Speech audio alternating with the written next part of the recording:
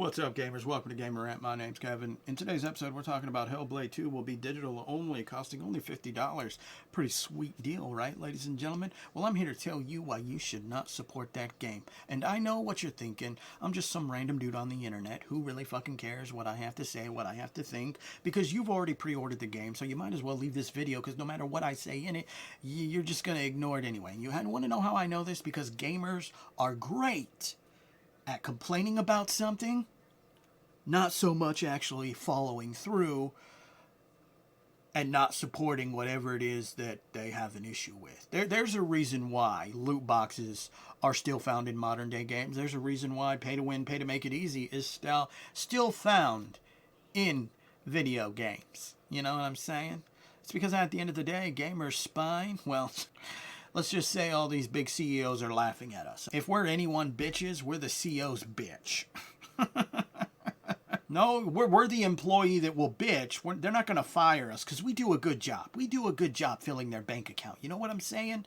And they'll let us complain. They'll let us, you know, say they suck dick or whatever dumbass analogies we can come up with on the internet. But at the end of the day, they know exactly what we're going to do. Shut up, get in line, and play their fucking game. And you want to know why they know that? Because that's what we've done for years. All right, with that being said, we're going to touch on this myth, this legend that somehow seems to exist when it comes to physical and digital only games. Physical games these days, they don't have the damn games on them. You put them in and they have to do 100 gig plus download. I'm not really sure where this rumor or myth started, but yeah, it's a thing. Because ironically, y'all remember this, the reason why Alan Wake 2 doesn't have a physical version. Well, if we jump on over to this here Reddit post of Alan Wake, someone is regurgitating the same myth that we just heard. As I understand it, a lot of physical releases these days don't really have the full game on them.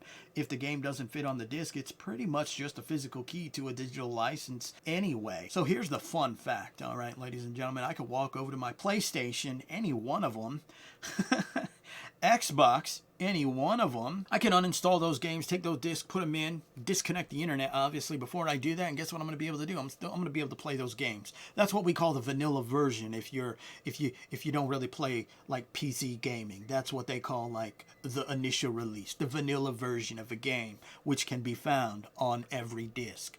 Another problem that we see with this myth that apparently a lot of gamers don't seem to understand is that, well, if the disc was nothing more than a license activation, that literally has to be on the case itself. There's a reason why when you go to why they sell certain games in a physical case, but there's no disc or cartridge in it, and it literally says it on the actual case. That would be the same thing that they would have to do if the disc literally had no information on it and all it was an activation download. Which then, here's something most gamers don't think about. If that was the scenario, why the fuck would Xbox, who, if you're unfamiliar, has to pay a fee to use Blu-ray discs, why would they do that when they could just put that activation key on a CD or a DVD and it would be cheaper for them?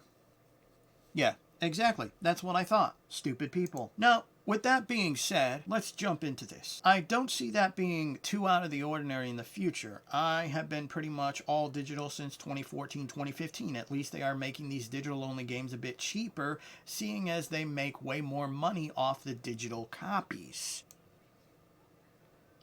All right, let me just kind of break this down for you, ladies and gentlemen. Hot take, I'm actually fine with GTA 6 costing $100. Now, here's a question I want to pose to you. Do you honestly think that if Rockstar was to announce, hey, GTA 6 is going to be digital only,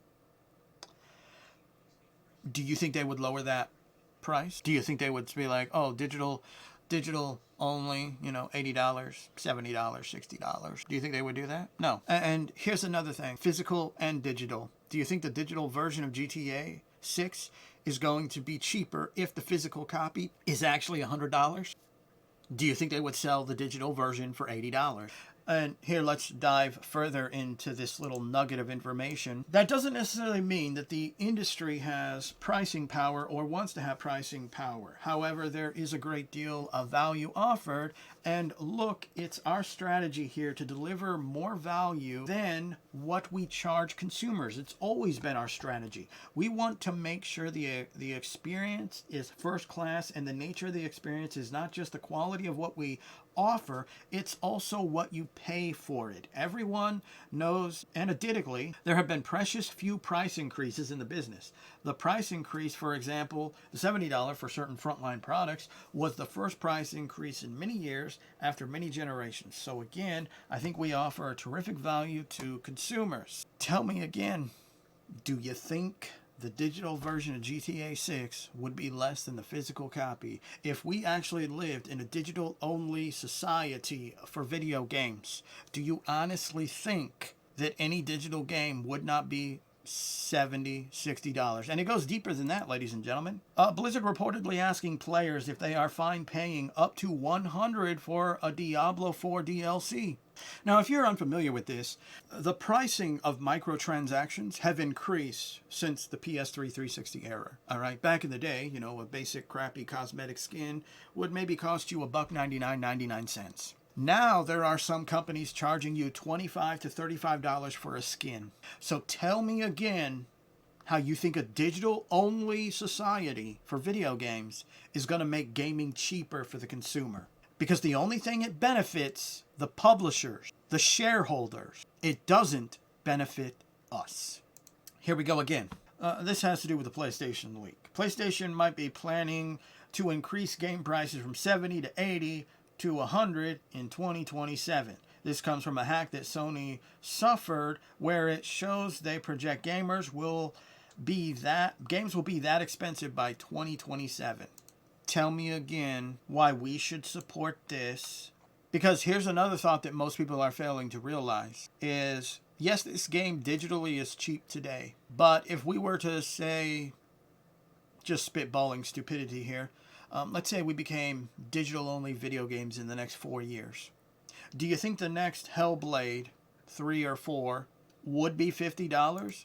Or because gamers would already be paying $70 or $80 or $90 for a standard game, do you think these people would be like, oh, hey, let's be nice to the gamers. Let's make it cheaper. It's possible. But if that's the set standard already, why not just go with it? And these are the things that gamers don't seem to think about when we're dealing with this ideology of a digital-only video game industry. You look at the Nintendo, because the only two companies that have a digital-only console is Xbox and PlayStation. Well, technically Steam too. Tell me again how a digital-only world is going to save you money in gaming. Tell me again how publishers are not going to sell a game for $100. Tell me again why anyone would be okay spending $100, physical or otherwise, and not even a collector's edition, the standard edition for a game. Why? And you know the fun fact about this is that, holy shit, people really went out on me just because I said I was fine spending $100 on a single game, laughing out loud. That's because, ladies and gentlemen, when you have a horrible take, well, you're going to get ratioed on the internet. That's just the reality of it. I mean, you're literally sitting here saying you're okay paying a GTA 6 costing $100, but yet you're not thinking about the ramifications of what that would mean. This means that you're telling Electronic Arts they can charge $100 for Madden or FIFA, both microtransaction-filled games. You're also saying that Rockstar's okay for doing this because, hey, they can do this because of GTA, even though their online portion of GTA is microtransaction filled. Everyone wants to sit here and they want to talk about how, you know, companies don't make enough money. They make plenty of money. That's why the microtransactions exist. That's why they still exist. This ideology, no game developer or publisher has even earned a fucking $70 price increase. Objectively, no one has earned a $60 price increase, especially those companies that want to dabble in microtransactions because that's another way for them to make revenue. And basically what this all culminates to, ladies and gentlemen, is people not honestly thinking about the ramifications of what a digital-only society for gaming means. And that's why nobody should support Hellblade 2. Nobody should have supported Alan Wake 2 either. Because all you're doing is telling developers this is okay. And this is no different than what we're actually seeing, ironically, with the whole if you go and purchase GTA 6 at $100, you're part of the fucking problem.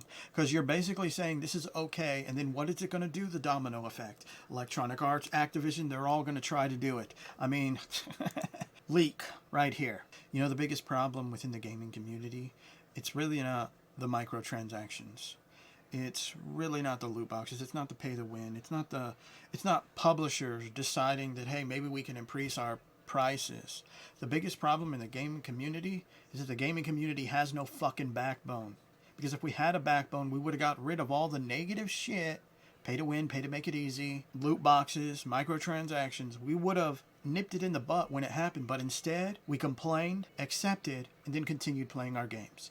And that's why I tell people that, you know, technically an all-digital gaming society is not happening anytime soon. But it is a matter of time. It'll either be when I'm like 80 years old, which if anyone really gives two fucking shits, that's like 1963 if I make it that long, or after I'm long since dead. The video games is the only art form that will literally sell you accessories to the art. But what can we do? The only thing gamers have ever shown that they are capable of doing is bitching, whining, shut up, continue playing the game.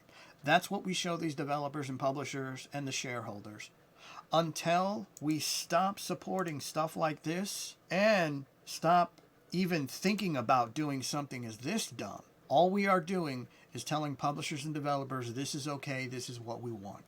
And why should they believe anything else when that is the history of what gamers have done throughout every controversy that has ever existed? Oh yeah, we've had a few wins, but the golden belt has always been in the publisher's court. We get a few bronze medals every now and then, but don't fool yourself. Anyway, hope you enjoyed this video in some fashion or form. And remember, gamers, if you're not voicing your thoughts, concerns about the bullshit in gaming, you just might be a part of the motherfucking problem.